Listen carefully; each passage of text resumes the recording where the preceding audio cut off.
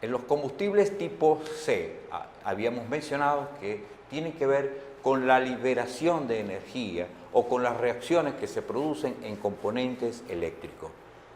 Aquí tenemos un elemento importantísimo de observación. Si ese componente eléctrico fue afectado desde el exterior por energía calórica o al contrario fue desde el componente eléctrico que se emitió la energía. Esto nos va a permitir resolver en gran cantidad de casos el tema del alegato del cortocircuito como fuente original del incendio o de la combustión que se dio allí. Solamente se produce el cortocircuito cuando el material combustible, en este caso el componente eléctrico, eleva la temperatura desde su interior hacia el exterior. Aquí vamos a tomar una idea de los procesos de soldadura que aplican algunos talleres, algunos especialistas. Una vez que se hace un punto de soldadura, queda allí un grumo metálico, producto de la elevación de la temperatura sobre el electrodo, va a quedar un grumo. Pues dentro de estos procesos de cortocircuito ocurre lo mismo en pequeña dimensión, dependiendo del tamaño del componente eléctrico, de las virutas del cable, etcétera, que se están involucrando allí. Al elevarse internamente la temperatura de los componentes eléctricos, estos forman unos pequeños grumos. En algunos países se les da el nombre de perlitas, y esos pequeños grumos que vamos a encontrar alrededor del dispositivo eléctrico que sufrió el desperfecto, vamos a encontrar que esos grumitos pueden tener un color asociado al tipo de cableado que tenemos allí, bien si sea cobre o bronce, va a cambiar un poco la tonalidad. Pero lo importante es definir que en la mayoría de los casos usted se va a encontrar allí con un grumo metálico producto de la elevación de la temperatura. Eso es cuando ocurre una elevación, insistimos, interna del material.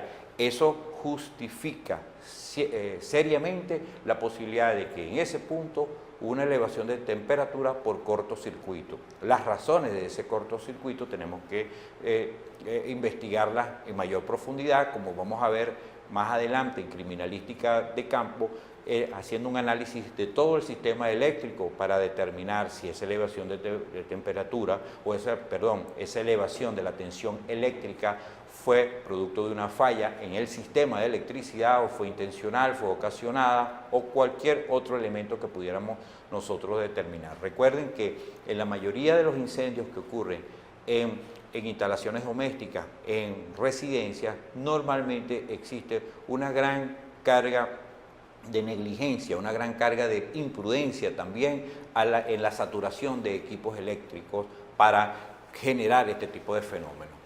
El otro aspecto que vamos a encontrar nosotros en la investigación de siniestros por incendios, en este caso cuando ha habido elevación de temperatura desde el exterior del cableado, es que este va desde luego a quemarse por el contacto de la radiación que está sufriendo en ese momento, pero no vamos a observar, en este tipo de casos, no vamos a observar los grumos por elevación de la temperatura. Vamos a encontrar el material quemado, consumido, su revestimiento plástico, mucho daño dentro del cuerpo del circuito eléctrico, pero no vamos a encontrar jamás la presencia de los grumos derivados de una elevación interna de la temperatura.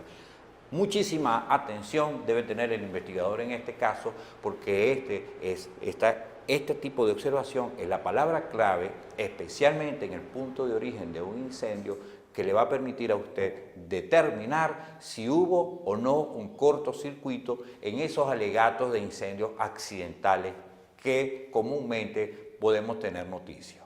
En definitiva, cuando estamos analizando los efectos del fuego sobre combustible tipo C, debemos establecer entonces una diferenciación entre si esta combustión originó en el interior del componente eléctrico o fue el componente eléctrico afectado por una combustión externa o por esa radiación externa.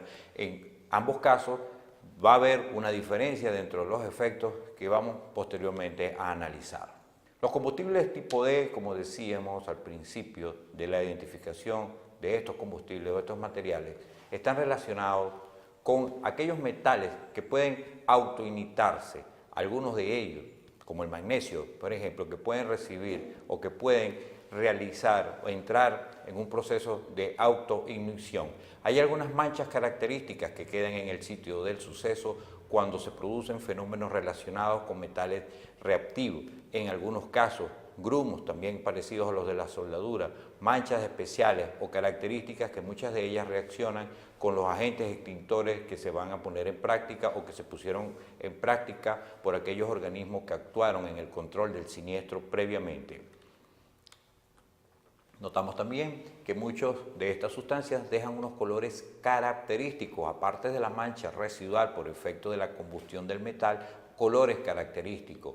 Una reacción química importante exotérmica es la que se logra con la glicerina y el permanganato de potasio. Esta reacción normalmente puede dejar algunos bordes, algunas orillas de color violáceo característico, como también en cualquier de las otras sustancias que tenemos allí, y desde luego, adicionalmente a estas dos características principales, el olor que emana o los olores característicos que emanan de este tipo de reacciones. Son indicios importantes para el investigador de siniestros dentro del campo de la criminalística que se va a realizar sobre el propio sitio del suceso.